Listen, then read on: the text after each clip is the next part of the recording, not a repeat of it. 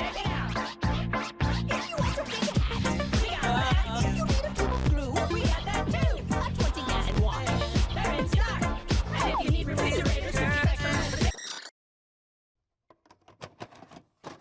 Noah is basically a fantasy, or should I say fairy tale, adventure movie loosely adapted from the story of Noah's Ark from Genesis, the first book of the Bible. Now, before you get your rudders in a knot, I'll clear the air on this before I even begin. The criticism for this movie is made up of largely two sides: atheists who laugh at how ridiculous the things in the film are, and Christians who complain that it strays from the source material. I myself am a wholehearted Christian. Yeah, laugh at me because I have morality, whatever. I'm sure that me saying that caused half of you to hit the dislike button and click away, but for those who are still with me, thanks for not getting so salty. My point in bringing that up is to ensure that you know that it doesn't really affect my opinion on the movie. It's insanely weird no matter how you slice it.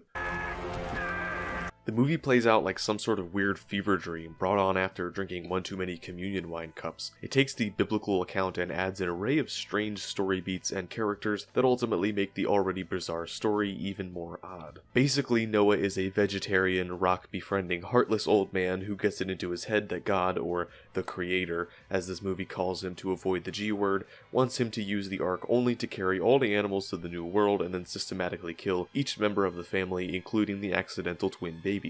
Hold on, let's back up to see how I came to that conclusion. For those who don't know, the story of Noah's Ark and the flood are not described in some giant long story. There's no book of Noah to provide pages upon pages of insight for the entire event. The actual story in Genesis takes up roughly 3 chapters, which isn't very much at all. That being said, there's certainly some room for adding additional conflicts and story beats to add drama, as if God destroying the entire world with a doomsday flood isn't dramatic enough. All jokes aside, one can expect a 2-hour film to add some things that would be considered extra biblical. And oh my goodness, what is that? We're going to lay out the relatively short narrative from the scriptures and compare it with what we see in the movie to see just where all this controversy comes from. I'm not going to point out every single plot point in detail that isn't from the book, because once again, the text is very short and I don't think there's anything wrong with adding flashback scenes, drama, or other things that don't necessarily butt heads with the scripture. This won't be a CinemaSin style review. Instead, I'll be focusing on the largest differences that cause the film to derail from the narrative found in the text the most. The film diverges from the story in 3 major ways: the Watchers, the villain, and the dynamic between Noah, his family, and God. Honestly, I think we can start with perhaps the strangest and most confusing added aspect.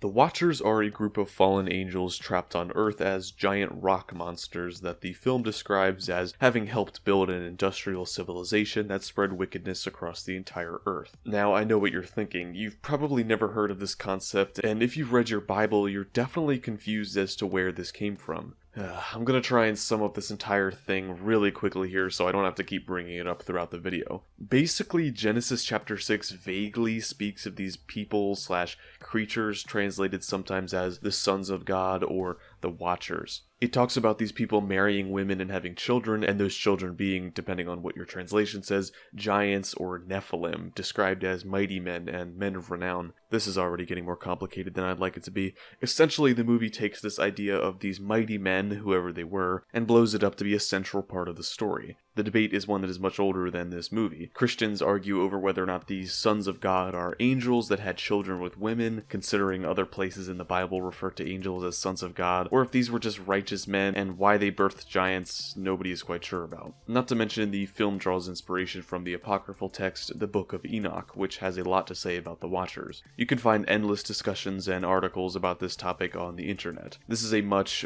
more deep and theological issue than what I care to get into with this, but just know that the film's use of these fallen angel rock things isn't exactly what I'd call accurate to the text, as say what you want about the Watchers being mentioned in Genesis and studied in Enoch, it mixes the idea of the giants and fallen angels all into one new interpretation, with the Watchers being encrusted in stone from their fall to earth from heaven. The first half of the film relies heavily on their inclusion, with the world building being centered around the idea that these creatures are hostile towards humans, and have sanctioned areas of what is essentially no man's land where they live.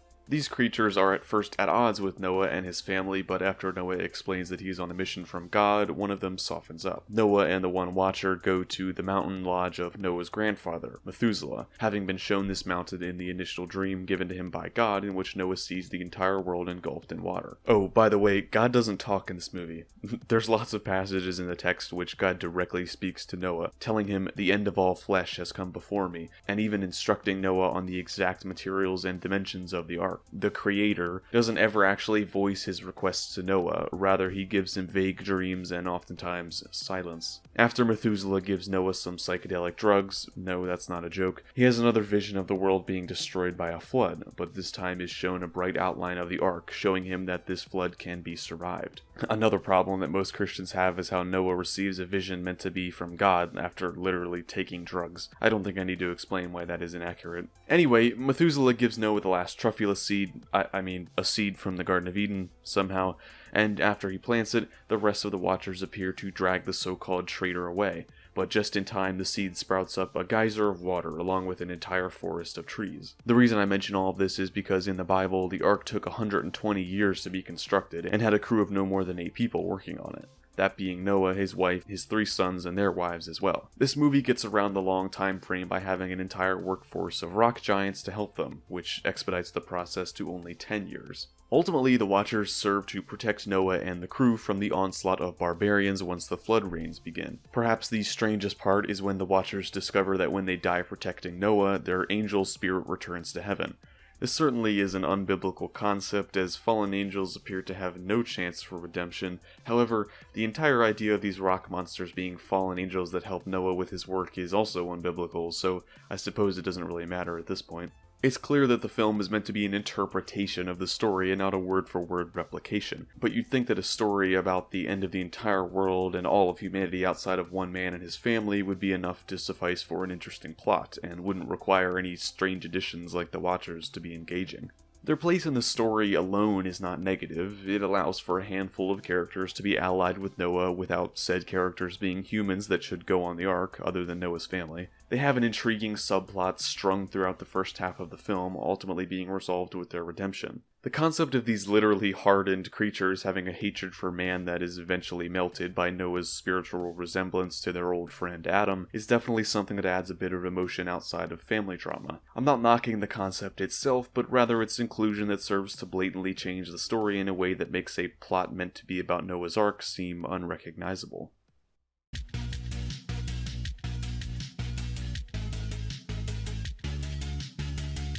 The main villain of the film is a warlord known as Tubal Cain. For those of you wondering, this character actually is in the Bible, but isn't told to have had anything to do with the story involving Noah. That's okay though. They at least used someone from Genesis, and even included the fact that he was a blacksmith. Basically, Tubal Cain wants to ride the storm in the ark. He randomly appears and befriends one of Noah's sons, Ham, we'll get to him, and tries to intimidate Noah into letting him and his people onto the boat, if this so-called deluge actually does arrive. He's revealed to be the same man who killed Noah's father in the opening flashback, which adds a personal aspect to Noah and Tubal Cain's relationship. Besides the awkward and hilarious performance by Anthony Hopkins as Methuselah, Ray Winstone as Tubal Cain may be the best part of this movie. Tubal Cain is basically a sad, desperate character who envies Noah's supposed relationship with the Creator. Being a descendant of Cain, the son of Adam who killed his brother Abel, Tubal Cain and his fellow descendants feel as though they were cursed by God, having a spiteful view of him and his works. His goal is simple, to overtake the Ark, but his motivation stems deeper than that. He wants to prove his worth before God, trying to show him that he is just as worthy as Noah is, and isn't all that much different from God himself. I give life. I take life away, as you do.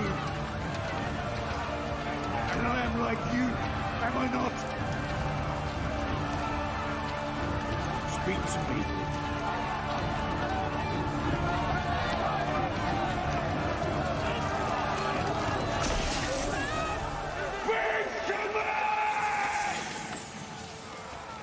Besides the fact that he's screaming in like every scene that he's in, his performance is actually pretty decent and is probably the best part of the film. Tubal Cain provides a contrast to Noah. Noah is pious, a righteous servant of God who seems humbled to have received the honor of being the only bloodline worthy of surviving the end of humanity itself. Tubal-Cain, on the other hand, is insulted and confused by God's decision to leave him out of such an opportunity.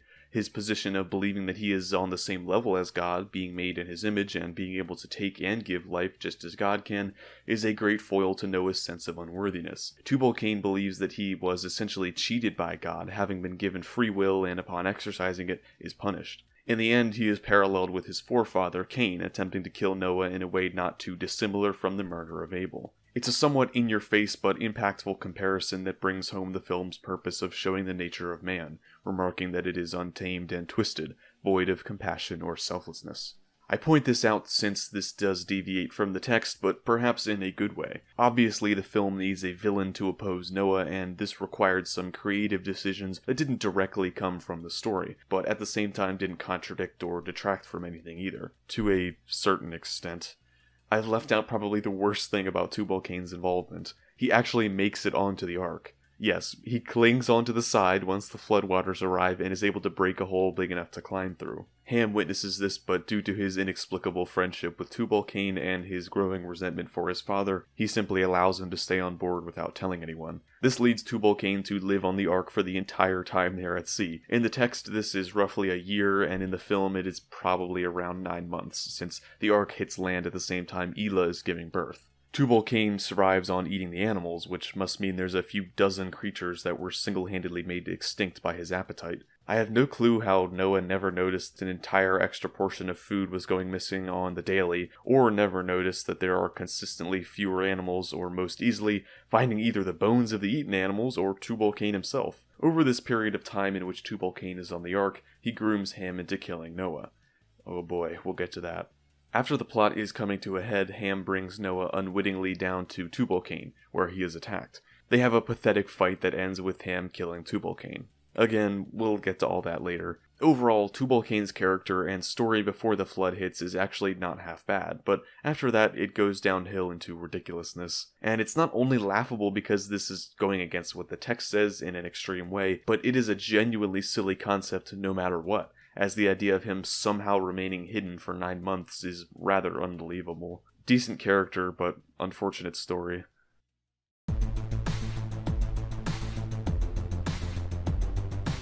One of the most shocking things in the movie has got to be the way that Noah interacts with his family and with the Creator. As I mentioned earlier, the Creator never speaks to Noah and only gives him confusing dreams. This is a stark contrast to God in Genesis, who appears to have direct conversations with Noah. But the differences go far beyond that. The film changes an important detail from the text in order to create drama, this being the fact that all of Noah's sons already had wives before the flood. The drama scenes before the flood happens revolve around tensions between Ham and Noah. Shem has a wife, a girl who they had found abandoned early in their journey. Japheth is too young to have one, and Ham is left with no one. Ham struggles with this fact and is really weird and pervish about it, watching Shem and Elah while they are alone together, another part of the movie that Christian audiences weren't too pleased with. Noah tries to comfort Ham, telling him that the Creator has provided everything they needed so far, so if he needs a wife, then he'll get one. This isn't really enough for Ham, and to top it all off, Elah informs him about her infertility due to the scar on her abdomen, which she somehow knows causes her to be infertile, voicing her concerns about furthering humanity after the flood. Noah figures he should solve the wife problem. He goes to a town in search of righteous women, but is instead met with a massive camp of heathens that trade each other for food. This leads Noah to have some kind of vision in which he sees himself in one of the degenerates, and then sees burning bodies falling everywhere. I don't know, just remember that Noah is now under the impression that evil is not only in the descendants of Cain, but in everyone. While this is actually a biblical view, you'll see where the film decides to go with it and why it is problematic. Noah comically informs Ham that there will be no wives. There will be no wives. This prompts Ham to take matters into his own hands, and he runs off to find his own bride. Noah tells his wife about his newfound epiphany regarding the wickedness of humanity, and she tries to coax him into believing that there is good in them. This leads Noah to the strange idea that because he believes the wickedness is in him too, that his job with the Ark is only to provide shelter for the animals during the flood, and once the world is back to normal, he plans to let all the animals go and prohibit the procreation of humans. He plans for each member of the family to die of old age in order and instructs who will bury who and so on. Let's just say the family doesn't really take this news so well. But we'll get to that later. So Ham finds a friendly girl and decides to take her as his wife. On their way back to the Ark, it begins to rain and the girl's leg is caught in a conveniently placed trap. Prompted by the rain, Tubal-Cain and his army begin to rush towards the Ark, and Noah, realizing the time has come, runs out to find Ham. This results in Noah disregarding the new girl, grabbing Ham, and letting her be trampled by the oncoming horde of heathens. Ham certainly isn't a huge fan of that decision, and it definitely won't lead to future conflict between him and Noah. Before all that happened, Elah finds Methuselah in the woods, who's still looking for berries, a running gag with his character. Berries. What? Berries. Ah, berries, yes. What can compete with fresh, ripe berries? Nothing. He essentially gives her his blessing as her surrogate grandfather and performs some sort of spell that causes cliché magic wind blowing and tree rustling to happen, making Elah feel a sensation in the area where she is scarred. This gives her the inclination to immediately consummate the marriage with Shem, which we later find out through an ancient magic pregnancy test led to having a baby on their hands, meaning Methuselah used magic to make her fertile. After Noah learns about this possible child, he is enraged. He proclaims that if this child is a boy, it will be allowed to live, but if it's a girl, it must be killed upon birth. Yeah, this is where a lot of people begin to have problems with the movie. This narrative about Noah believing the flood's purpose was to annihilate all humans, including them, is not found in the actual story, and it certainly doesn't include the fact that he felt as though he had to kill his own grandchildren. Pretty much everyone is appalled that Noah would do this, and I can only imagine how awkward and tense those 9 months must have been. And I say imagine because there is a time jump, skipping over that entire period in favor of going to the end of the fair. Once Elah is about to give birth, tensions rise to an all-time high among the group. Shem and Elah plan to leave on a raft loaded with supplies to escape Noah's wrath, but Noah uses a Mario fire flower to light it on fire and drop it into the water. This causes the family to become a bit militant, to say the least. Chaos is erupting on the Ark, and to top it off, Ham tells Noah that the animals have awoken and are eating each other. Noah goes down to investigate and is ambushed by Tubal-Cain. Ham has deceived Noah and plans to kill him. Shem is dismayed that not only has Elah given birth to a girl, but has given birth to twin girls, which means a double death sentence in accordance to Noah's rules. He arms himself and goes to take on Noah before anything gets out of hand. Shem nearly kills Noah, but is stopped by Tubal-Cain, who wants to deal the death blow himself. He is able to get the upper hand, but he is then stabbed by Ham. Truly shocking redemption drama. So Ham wanted to kill Noah because he didn't get a wife, and Shem tried to kill Noah because he wanted to save his daughters, and Noah's just there trying to understand what in the world is going on. Noah goes to find the babies and comes awfully close to killing them, but then decides not to, choosing to spare them in what he must believe is disobedience to the Creator. So Noah has no clue what he's expected to do after being given all the materials needed for the Ark, so he just decides to ensure that no one procreates and sets up an orderly death plan. He becomes so convicted by this plan to the point where he's willing to kill both of his grandchildren in order to follow what he thinks God's orders are, but then decides to disobey said orders, later being told it's all good and he made the right decision all along. Because I failed him. And I failed all of you.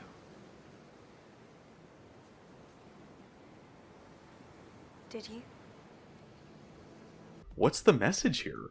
Was it that God actually wanted him to kill the babies and he just chickened out? Or was it that he was misunderstanding what God wanted and is corrected by his conscience? Either way, this paints a picture of God as either a malicious weirdo that wanted Noah to kill his family, or a distant, silent, and non-caring God who leaves Noah in the dark while he comes just inches away from stabbing 2 babies to death. And if God's orders were to kill them, Noah is celebrated for disobeying God. What's the point of all this? The entire conflict between Noah and his family that ties in with the relationship and portrayal of God is so strange and alien to the original story.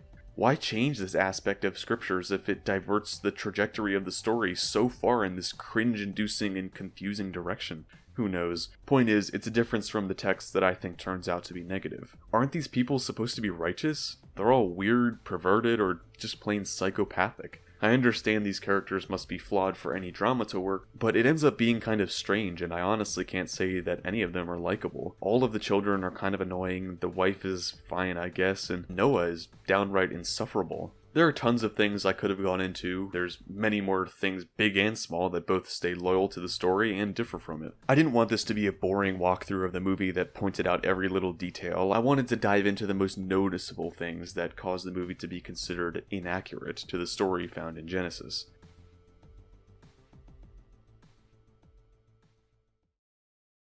If you liked this, please let me know, because I'd love to do more Bible-based movies and see how they measure up. Thanks for sticking through this video. It's a bit different from my normal sort of thing, but I wanted to branch out a little. I'd appreciate it if you liked, commented, and definitely subscribed to the channel. We post a lot of great stuff, and you don't lose anything from doing it. Have a great day, stay safe, and of course, God bless you.